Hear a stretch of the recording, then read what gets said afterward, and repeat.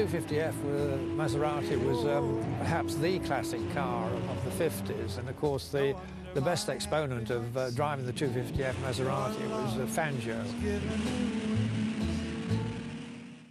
Then it was a sport. We were friends, you know, I mean, good buddies and so on. We would go shopping together, we'd eat meals together, we'd chase the same crumpet and all that sort of stuff. It was a fun thing.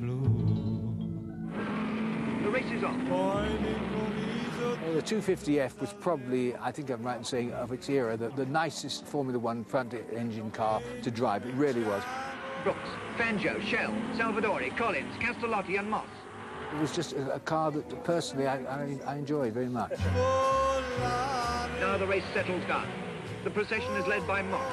Flames reach up in the sky at Abbey Curve, where Brooks VRM has overturned, throwing its driver clear. 2008 sees the 60th anniversary of the first ever Formula One Grand Prix here at historic Silverstone. We've gathered together this amazing collection of 6 Formula One cars, one representing each decade, and we're going to drive them. They're all runners. Over the next 6 Grand Prix weekends, join me to experience these amazing cars. I've never looked forward to a day's motoring so much in my life. First up, the 1958 Maserati 250F. Pioneering drivers sat astride these works of art with no seatbelts. An exciting but dangerous era where death was an acceptable risk for the glory. It was the last of the 250Fs, designed by the factory, completed outside of the factory by Colotti. So it's a lightweight car, narrower, an attempt to stave off the new rear-engine cars, and it failed, didn't it, really? Moss had obliterated the front-engine cars in that 57-58 period, and this was the last hurrah. OK, great. Well, I'll drive it if you'll push it. Volare, oh, cantare.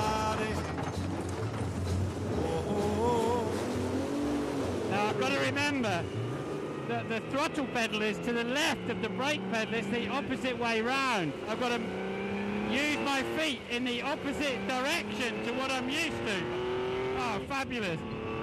These are the cars that Moss and Fangio raced in. The Mazda was beautiful. I mean, if you got the thing right, you could drive it in an oversteering fashion.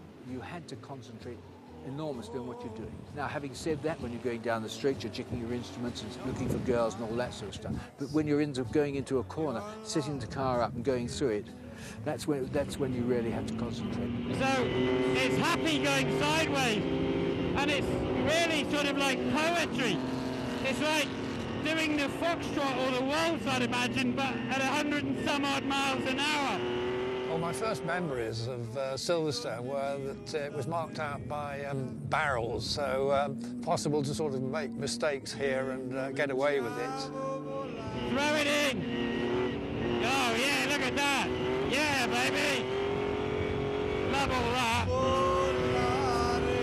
What wonderful acceleration! Absolutely fabulous! So quickly build speed. I've got the hang of the gear shift now. Fabulous. Moss and Fangio, though, didn't have runoff areas and gravel traps. They had trees and spectators standing on the side of the track.